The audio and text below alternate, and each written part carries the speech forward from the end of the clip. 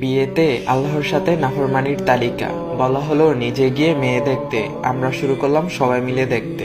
বলা হলো মেয়ে দিনদার কিনা দেখতে, আমরা শুরু করলাম মেয়ে সুন্দর কিনা দেখতে। বলা হলো ছেলেকে দিনকে প্রাধান্য দিতে, আমরা শুরু করলাম ছেলের টাকা পয়সাকে প্রাধান্য দিতে।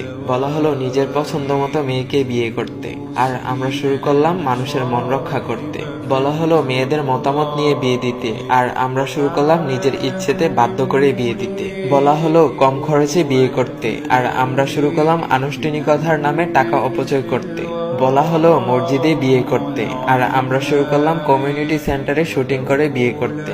বলা হলো আল্লাহর সন্তুষ্টির জন্য বিয়ে করতে, আর আমরা শুরু করলাম নিজের স্বার্থের জন্য বিয়ে করতে। বলা হলো ছেলে পক্ষকে ওয়ালিমা করে মানুষকে খাওয়াতে, আর আমরা শুরু করলাম মেয়ের বাবার উপর জুলুম করে খাইতে। বলা হলো স্ত্রীর মহারণা পরিশোধ করতে, আর আমরা শুরু করলাম যৌতুক নিতে। বলা হলো দ্রুত বিয়ে করতে, আর আমরা শুরু করলাম নিজের পায়ে দাঁড়ানোর নামে পিছিয়ে বিয়ে করতে। বলা হলো বিয়েকে সহজ করতে, আর আমরা শুরু করলাম কঠিন করতে। বলা হলো নতুন বউকে দেখলে দোয়া করতে, আর আমরা শুরু করলাম হাতে টাকা ধরিয়ে দিতে। বলা হলো স্বামীকে সম্মান করতে, আর আমরা শুরু করলাম নিজের ইচ্ছে মতো স্বামীকে নিয়ন্ত্রণ করতে। বলা হলো স্ত্রীকে ভালোবাসতে, আমরা শুরু করলাম শালীর সাথে মিশতে। বলা হলো স্ত্রীর সাথে সুন্দর করে কথা বলতে, আর আমরা শুরু করলাম দাসীর মতো আচরণ করতে।